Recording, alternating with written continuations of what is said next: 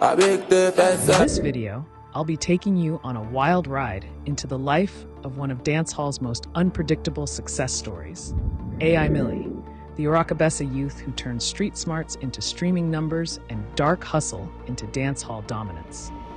You're about to hear how a young man from the quiet corners of St. Mary went from scamming strangers online to captivating fans with raw, pain-laced lyrics, recording out of a small local studio that would eventually become his launchpad. AI Millie was born and raised in Orakabessa, a sleepy yet gritty town in St. Mary Parish, far away from the hype and fast life of Kingston.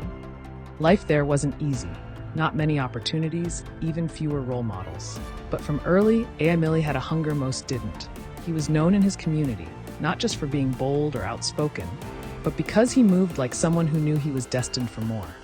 He wasn't just hanging around. He was watching, learning, planning. AI Millie attended Orakabessa High School, where he linked with future creatives like Godzilla, who would later become a fellow artist, and Sosa, a producer with a knack for crafting dark, melodic rhythms.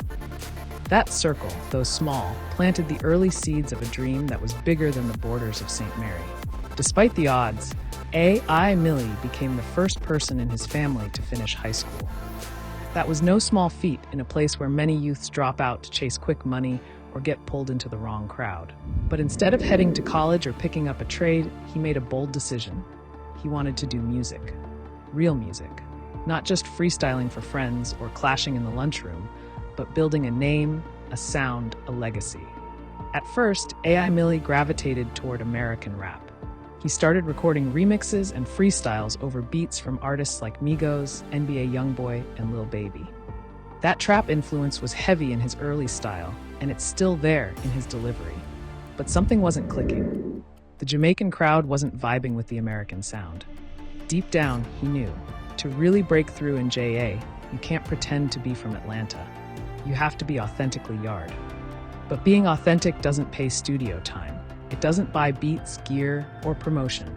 Fresh out of school with no job and no solid financial backing, AI Millie found himself in a position many youths know too well, pressured by poverty, surrounded by temptation. That's when he discovered the Flip Cash scam. For those who don't know, Flip Cash is one of those digital age hustles that spread fast across Jamaica, especially on Instagram. The idea is simple. Convince people to invest a small sum, say $50, and promise to flip it into thousands. Of course, it's all smoke and mirrors. But to someone desperate for funds to fuel their dreams, it seemed like a way out. AI Millie set up multiple fake Instagram pages, carefully designed flyers with testimonials, fake screenshots, and crafted posts that looked legitimate. Soon enough, people started biting. They were sending him money, believing he was some kind of investment guru. And with each transaction, he stacked up more resources. He wasn't out here flossing or living lavish. He was reinvesting, not into the scam, but into his music.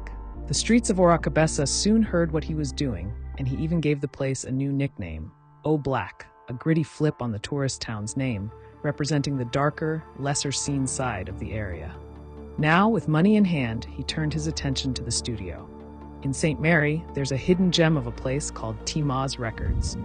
It's not one of those fancy uptown setups with industry clout, but it had what mattered: heart, talent, and a space for raw energy to come alive.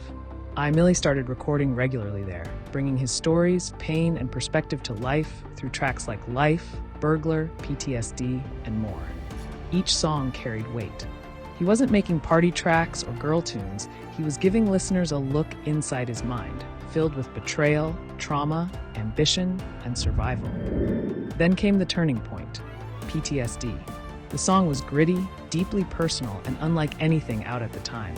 It wasn't even mixed or mastered properly, but it didn't matter. When he dropped it on YouTube, it started gaining views fast.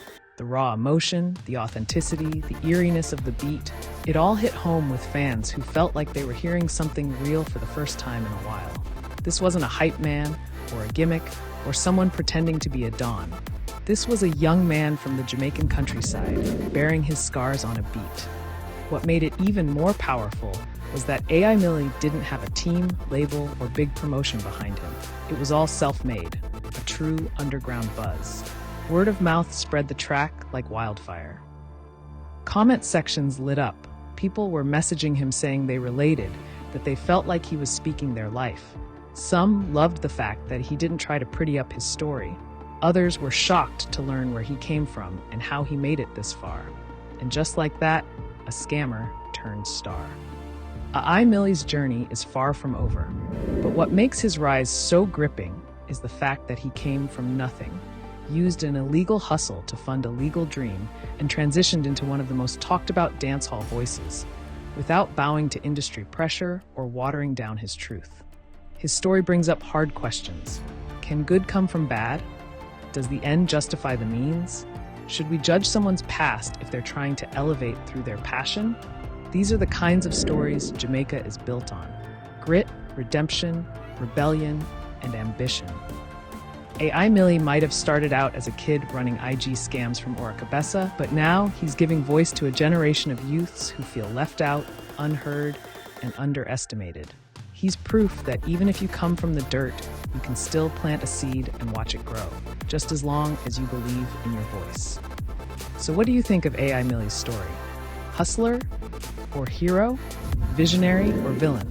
Drop your thoughts in the comments, and don't forget to like, subscribe, and tap that bell, because dancehall is deeper than just rhythms and flows. It's stories like this that show what the music really means.